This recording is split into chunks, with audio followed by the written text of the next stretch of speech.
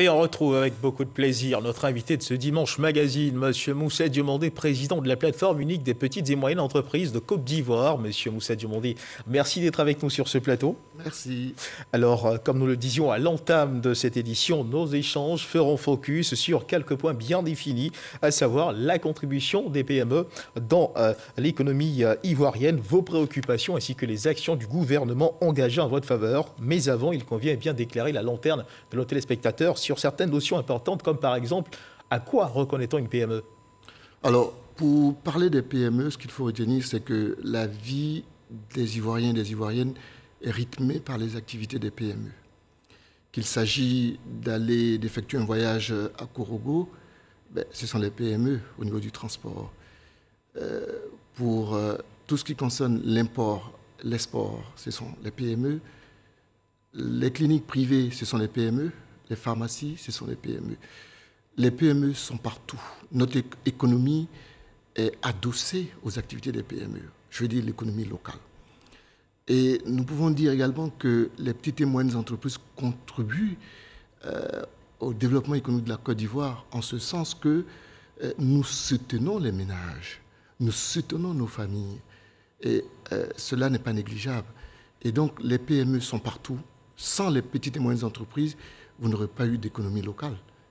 Et pour dire que la contribution des petites et moyennes entreprises, elle est importante, elle ne peut pas se limiter à une approche quantitative simplement, mais à une approche qualitative. La notion de PME n'est pas une notion statistique, mais c'est une notion, c'est un concept qui fait appel à la culture et qui renvoie à des activités, à des initiatives privées, et qui renvoie également à des initiatives familiales, permettent aux gens de se prendre en charge, être dans des activités qui génèrent du profit. Voilà la PME, elle est présente partout. C'est les PME qui soutiennent les ménages, c'est les PME qui soutiennent les familles. Et justement, la transition est bien trouvée. Vous venez d'ouvrir une lucarne sur la question qui allait suivre. La contribution de ces PME, comment la mesure-t-on, comment l'apprécie-t-on? Alors déjà, lorsque vous soutenez une famille, je pense qu'il faut être pratique, il faut sortir des considérations statistiques pour dire simplement que la contribution doit être mesurée par des données statistiques exclusivement, mais il faut être concret. Être concret, ça veut dire quoi? Que les PME rendent service aux populations. Quand vous avez besoin de construire votre maison, vous appelez des petites et moyennes entreprises. C'est les petites et moyennes entreprises qui construisent vos maisons. Quand vous avez besoin de vous habiller pour un mariage, c'est les artisans, c'est les spécialistes de la mode qui vous confectionnent ces habits.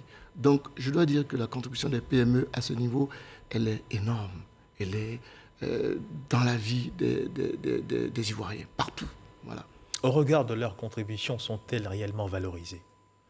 Alors, je dois dire qu'en termes de valorisation, l'État fait des efforts en ce moment pour mettre les PME au centre de beaucoup de préoccupations. Voilà. Vous savez, vous avez des décrets, vous avez des textes de loi qui essayent d'organiser l'écosystème administratif des PME. Mais ça ne suffit pas. Il faut aller peut-être beaucoup plus loin pour permettre à ces PME d'éclore dans un environnement, je veux dire, dans un environnement géographique, au niveau de notre territoire. Je parlerai des zones économiques spéciales qui vont permettre aux PME d'éclore, où on va trouver des avantages en termes de fiscalité, des avantages en termes de recherche et développement, des avantages en termes d'import-export. Voilà, il faut ces zones, il faut les multiplier. Maintenant que l'État a travaillé sur le cadrage, qu'il continue de travailler sur le cadrage des décrets, des arrêtés. Vous avez aujourd'hui le fonds de garantie des PME. Justement, nous allons y venir sur l'action de l'État en faveur des PME, mais pour rebondir sur ce que vous étiez en train de dire tout à l'heure concernant l'impact de ces PME. Selon les chiffres dont nous disposons, ces PME contribuent à environ 20% de la richesse nationale. Selon les informations bien sûr dont nous disposons, en Côte d'Ivoire, plus de 80% du tissu des entreprises formellement constituées sont des PME. Comme vous le rappeliez à l'instant, dans les pays plus développés, on parle de 40%. Alors pour beaucoup d'opérateurs économiques, ce grand écart est illustratif des nombreuses difficultés rencontrées, n'est-ce pas? Oui, mais ce que je vous dis, moi je me méfie des chiffres. Voilà. Les chiffres ne sont pas la réalité. La réalité, c'est ce que je vous ai dépeint tout à l'heure pour vous dire que nous sommes concrets. Les chiffres ne sont pas la réalité. Les chiffres ne sont pas la réalité, je le dis, parce que la réalité, c'est ce que nous vivons, c'est ce qui est vrai. Et ce qui est vrai, c'est que les PME soutiennent les ménages, c'est que les PME soutiennent les familles. Et ça, il ne faut pas le négliger. Quand vous avez besoin d'un plombier ou d'un menuisier, c'est les PME qui le font. La restauration rapide, c'est les PME qui innovent. Je voudrais dire que l'approche quantitative qui consiste à ramener tout ce que les PME font à un point est une façon de voir en économie. Mais l'économie, c'est quoi? C'est un ensemble d'activités que les gens réalisent, la distribution, la production, la commercialisation, c'est ça l'économie. Ou, si vous voulez, c'est également gérer quelque chose pour éviter des dépenses superflues. Donc nous, les PME, nous contribuons à cela. Et je veux dire que si on veut mesurer vraiment, pour parler de contribution au produit intérieur brut, ou même contribuer, entre guillemets, à la richesse, mais nous contribuons à la richesse parce qu'aucune PME en Côte d'Ivoire ne paye pas de taxes. Vous avez des taxes au niveau de la fiscalité de porte. Lorsque nous faisons venir de la marchandise, nous payons des taxes. Lorsque nous vendons au marché, les PME vendent au marché ou dans les boutiques, elles payent des taxes. Donc je ne peux pas dire que les PME ne contribuent pas. Peut-être que ce qu'il faut, c'est d'augmenter cette contribution, mais pour augmenter cette contribution, c'est ce que je vous disais tantôt, c'est qu'il faut aller plus loin dans la stratégie applicable aux PME. Aller plus loin veut dire quoi? Dire qu'aujourd'hui, il faut permettre à ces PME de travailler dans des zones dédiées où elles peuvent s'exprimer librement. À partir de ce moment, elles fabriquent des produits dans des zones spéciales, économiques spéciales, dans des zones franches, dans des zones, agricoles, qui leur permettent de se retrouver, de travailler. Et à partir de ce moment, elles peuvent capter les talents. Elles peuvent capter ce qu'on appelle les investissements directs étrangers. Alors vous venez ainsi donc de toucher de façon détournée aux problèmes que vous rencontrez. Est-ce que vous pourriez justement nous situer davantage sur ces problèmes que vous connaissez au quotidien? Les problèmes des petites et moyennes entreprises, elles sont de plusieurs formes. Il y a des problèmes administratifs, il y a des problèmes liés même à la fiscalité, il y a des problèmes liés à la commercialisation de leurs produits, à l'import-export. Mais ce que je veux dire aujourd'hui, si nous voulons que les actes que les autorités posent aient du sens pour les PME, il faut regarder, investir, il faut travailler dans l'économie de ces PME. L'économie des PME, c'est les prestations de services. Vous voyez, c'est également la fourniture des biens d'équipement, c'est l'agriculture. Alors, les préoccupations que nous avons aujourd'hui, qui peuvent avoir du sens pour les PME, c'est d'abord les problèmes de trésorerie. Les PME souffrent de problèmes de trésorerie, n'ont pas assez d'argent pour travailler. On nous demande souvent de nous retourner vers les banques. Et les banques veulent faire des affaires, sont là pour gagner de l'argent. Nous disons simplement que nous voulons que le gouvernement, le président Ouattara, légifère sur les délais de paiement. Lorsqu'on travaille avec une PME, il ne faut pas aller au-delà de 30 jours. Voilà, délai de paiement. Et nous demandons que cela soit légiféré en Côte d'Ivoire. Ça va permettre à ces PME d'avoir de la trésorerie pour travailler. Et non pas attendre 70 jours, 90 jours, 120 jours pour gagner de l'argent. Autre préoccupation, c'est que les PME aujourd'hui sont fatiguées de l'harcèlement fiscal. Vous voyez, on nous demande de payer des impôts, on nous demande de faire... Alors que nous contribuons. Pour nous... Mais le gouvernement a également pris certaines dispositions pour alléger justement les mesures fiscales. Bon, je ne sais pas de quelle mesure, mais moi je voulais dire simplement qu'aujourd'hui nous demandons à l'État de supprimer l'impôt minimum forfaitaire. Ce sont vos préoccupations et nous en prenons bonne note. Alors la réalité vécue... C'est pas tout, justement. Non, nous allons poursuivre. La réalité vécue par les PME sur le terrain est celle-ci. Elles se débattent au quotidien, toutes seules, fêtières ou pas, et elles le disent haut et fort. Qu'en pensez-vous? Je pense qu'aujourd'hui, personne ne peut évoluer seul. Oui, on assiste au niveau des États à des regroupements, UEMOA, CEDEAO. Donc, ces PME qui pensent qu'elles peuvent évoluer en dehors de la plateforme unique des petites et moyennes entreprises, je pense qu'elles se trompent. La plateforme unique des petites et moyennes entreprises a pour vocation d'unir les PME. Nous voulons l'unité. Nous voulons que les PME se retrouvent dans un creuset afin que nous allons plus loin, que nous apportons notre contribution de façon ordonnée, de façon structurée à l'économie ivoirienne.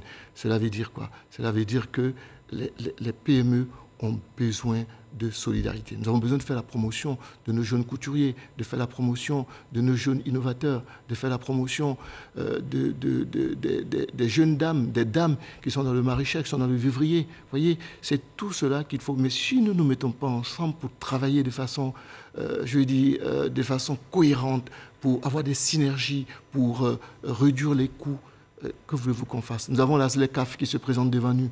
Qu'est-ce que nous faisons? Et la question de l'unité au sein des PME, nous allons y revenir. Mais avant, suivant cet élément de notre reporter Cheikh Koné qui nous montre combien de fois les PME ont fait face à plusieurs difficultés, notamment l'impact de la Covid-19. L'importance des petites et moyennes entreprises dans le tissu économique de la Côte d'Ivoire n'est plus à démontrer. Elles sont les principaux catalyseurs de la création d'emplois et de la richesse nationale. Elles constituent à ce jour 80% du tissu des entreprises formellement constituées et leur contribution à la richesse nationale est estimée à 22%. Malgré ces divers atouts, les PME restent très exposées à la défaillance et ce, en raison de plusieurs facteurs. Difficile accès au financement, problèmes de structuration, de management et de formation pour la plupart de ses dirigeants. L'autre difficulté majeure reste la fiscalité. Vous pouvez avoir une grande entreprise et puis il y a la fonction commerciale pour prospecter, vendre, commercer et marketing. Il y a la fonction production. Il y a la fonction, quelquefois, maintenance. Ces grandes entreprises ont les moyens de bien gérer ces fonctions. Mais quand vous prenez une petite entreprise n'est pas une grande entreprise qui est petite. Dans beaucoup de compartiments de la gestion d'une entreprise, les PME n'ont pas toutes les fonctions. Et c'est ce qui crée de gros problèmes en général. Que ce soit dans le management, un peu partout, pas toutes les fonctions. Et donc, il faut trouver, on sait de quoi elles souffrent, il y a des solutions, quelle est la stratégie? Et cette stratégie, conduite par l'État à travers plusieurs programmes d'aide au développement des PME, n'a pas totalement jugulé des difficultés de ces micro-entreprises lorsqu'est survint la crise sanitaire de la Covid-19 qui porte un coup de massue à cet élan. 8 PME ivoiriennes sur 10 ont ressenti les effets de la crise sur leur chiffre d'affaires. 6 d'entre elles ont fermé boutique. Une situation inédite qui impose aujourd'hui aux acteurs des PME une synergie d'action pour sortir la tête de l'eau. Condition sine qua non pour survivre ou périr. Votre réaction rapidement à cet élément, très rapidement. Ben, je pense que ce que les collègues ont dit est totalement exact, c'est-à-dire qu'il faut une synergie d'action pour que nous puissions régler les problèmes que nous connaissons. Et ces problèmes, comme je l'ai dit, c'est l'accès au marché, c'est une fiscalité très adaptée, c'est également permettre aux PME de travailler de façon intelligente, de travailler pour répondre aux problématiques que nos populations vivent. Donc je suis d'accord avec nos collègues pour dire que les réformes qui sont engagées au niveau du gouvernement, les appuis sont peut-être des appuis nécessaires, mais il faut aller beaucoup plus loin. Et il faut qu'elles aient du sens sur les PME. Et justement, parlant de ces appuis, nous avons le ministère de la promotion des petites et moyennes entreprises qui a procédé officiellement à l'ouverture des incubateurs dans les régions de Baquet, Boaké, de Kabadougou, au Diéné. Des années avant, il y a eu la mise sur pied du programme Phoenix, conçu pour le programme, pour le développement des PME sur la période 2015-2020. Il était doté d'un montant d'environ 95 milliards de francs CFA. À ce jour, les PME ont-elles réellement tiré profit de cette mesure? Rapidement. Je dois dire que, il y a deux volets dans votre question. La première question consiste à parler des incubateurs. C'est une excellente chose. Si on a des incubateurs, c'est une excellente chose, mais il faudrait que ces incubateurs créent du sens pour les PME, qu'elles soient efficaces, pour que les PME puissent se développer des projets.